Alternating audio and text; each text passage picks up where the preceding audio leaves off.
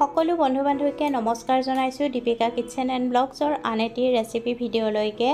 আজি দুপৰীয়াৰ সাজত পনীৰ বনাইছিলোঁ আৰু সেই পনীৰৰ ৰেচিপিটোৱে আজি আপোনালোকৰ লগত শ্বেয়াৰ কৰিম। যদি ৰেচিপিটো চাই ভাল লাগে তেতিয়াহ'লে ভিডিঅ'টোত লাইক কমেণ্ট শ্বেয়াৰ আৰু দীপিকা কিটচেন চেনেলটো যদি এতিয়ালৈকে ছাবস্ক্ৰাইব কৰা নাই ছাবস্ক্ৰাইব কৰি ৰাখিব। কেৰাহী এটা গৰম কৰি ল'ব আৰু গৰম হ'লে সৰিয়হৰ তেল দি দিব আৰু তেলখিনি ভালকৈ গৰম হ'লে তাত নিমখ দি দিব আৰু মিহি মিহিকৈ কাটি লোৱা পিঁয়াজখিনি দি দিব লাগিব আৰু তাৰ পিছত 1 মিনিট সময় ভাজি ল'ব। এতিয়া তাত খুন্দি লোৱা আদা নহৰু আৰু জলকীয়াখিনি দি দিব লাগিব আৰু তাৰ পিছতো লৰাই ভাজি থাকিব। এতিয়া বিলাহীৰ পেষ্ট দি দিব লাগিব আৰু পেষ্টখিনি দি ভালকৈ মিহলাই ল'ব। সোৱাদমতে হালধি গুড়ি, জিৰা গুড়ি, ধনিয়া গুড়ি আৰু কাশ্মীৰী ৰেড চিলি পাউডাৰ আৰু মেগী মছলা অলপমান দি দিব লাগিব আৰু তাৰপিছত ভালকৈ মিহলাই ল'ব। মছলাখিনি জ্বলি নাযাবৰ কাৰণে অলপমান পানী দি আটাইখিনি ভালকৈ ভাজিব লাগিব।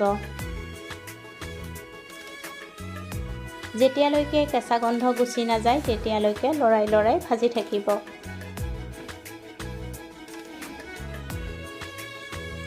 এতিয়া পানী অলপমান দি দিব আৰু পানীখিনি দি পুনৰ অলপ সময় ভাজি ল'ব। এতিয়া কাটি লোৱা আলুখিনি দি দিব লাগিব আৰু আলুখিনিও মছলাৰ সৈতে 5 মিনিটমান সময় ভাজি জোখমতে পানী দি দিব।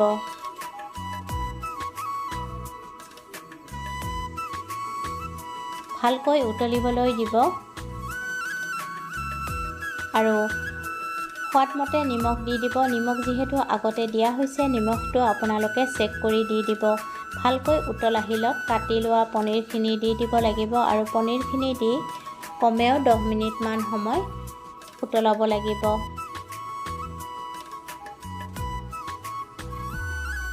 দহ মিনিট পিছত পনীৰৰ ৰেচিপি ৰেডি হৈ যাব আৰু নমোৱাৰ আগে কচুৰি মিঠি দি দিব আৰু গেছৰ জুই নুমুৱাই থ'ব। এয়া পনীৰ খাবৰ কাৰণে ৰেডি হৈ গৈছে।